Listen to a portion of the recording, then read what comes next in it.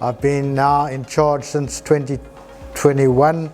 I've been in charge of all the retrofit projects in China. So we've got 5 shipyards currently where we are doing retrofit projects. I'm overseeing all of that. I'm based mainly in Shanghai, but I do a lot of traveling to the shipyards. But what I'm doing now with the retrofits, it's all for efficiency and green technology. So we're installing what we call BTFs, Beckett Twisted Fin Maersk ducts. They're installed forward of the propeller to direct the flow of the water to the propeller. We are changing propellers. We are putting propeller PBCFs, boss caps onto the propellers. Propellers are resulting in about a 4 to 5% saving in fuel. BTFs result in about a 4% saving in fuel. Bulbous bows, on a number of vessels we're changing the bulbous bows, also resulting in savings. Enlarging bilge keels, scantling draft increase. Also on our big container vessels we've done lashing bridge elevations. So we've extended the lashing bridges by an additional tier. So we're increasing the capacity of the vessels. This comes in with the larger bilge keels as well. We've done a lot of AMP systems. That's alternative marine power. So when the vessel is in port, they can connect up to shore power if it's available, and then they shut their generators down. There's no emissions coming from the ship then, because they're on shore power. And we've done a lot of those projects. Last year, the biggest retrofit project I did was for one of the 14Ks, the Maersk Halifax. We cut it in half. We moved the forward section just in front of the engine room, a little bit in front of the engine room. We moved the forward section forward by 16 meters. We then put in new blocks, which were prefabricated before the ship arrived, with methanol tanks. Moved the forward section back aft, welded it all up. On top of the methanol tanks are the methanol prep rooms, methanol service tanks, etc. like this, and all the associated equipment with it.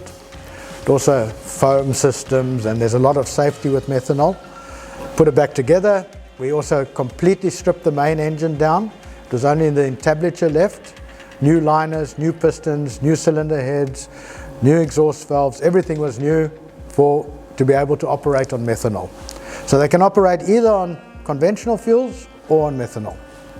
If there's a problem with the methanol system, the automation is such that you don't even know about. You get some alarms, but it automatically switches back onto heavy fuel oil.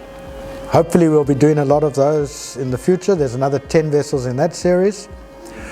We are now moving back, starting from towards the end of this year. We are going back with more scrubbers. We are also going to be installing shaft generators, sorry. It's a clamp-on shaft generator. All this is to basically to make the ships more efficient, to make them greener, to give Maersk a greener footprint in the trade. Some of the vessels we only install in the BTFs. Some of the vessels we're doing BTFs plus propellers. Some of the vessels we're doing bulbous bow, BTF and propeller. If you're doing the most retrofits onto the vessel, you're looking at up to a 15% savings that you can have.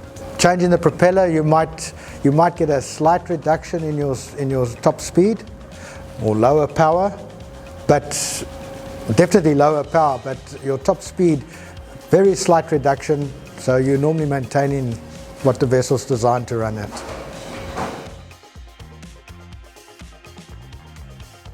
I did my schooling in Fishhook, and after schooling I went and I joined SAF Marine as an engineering cadet. 26 years at sea, rose up to the rank of chief engineer, and then I decided to go ashore into new building. That passion started because in 1992 I had the opportunity, when I was a second engineer, to go to Romania to stand by the building of the Feroza, and I was there for 5.5 months. Loved every minute of it, and I thought to myself, any chance I can get into new building, I'm going to go. So in 2005 I was sailing on a ship, and an email came through, exciting job opportunities for chief engineers in new building. We had been taken over by Maersk. My CV went out 5 minutes later. It was supposed to be a 2 to 3 year assignment, and here I am 20 years later, still in China.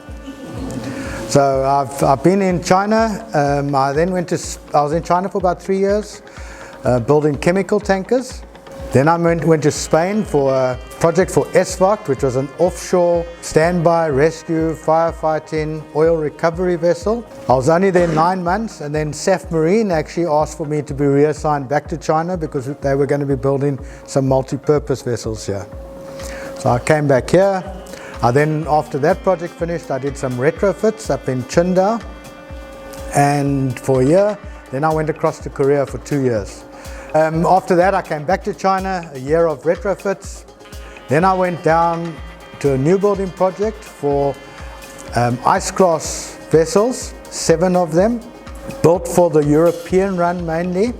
Very exciting project, and it was a long project actually because the shipyard had never ever built a container vessel before, only bulk carriers.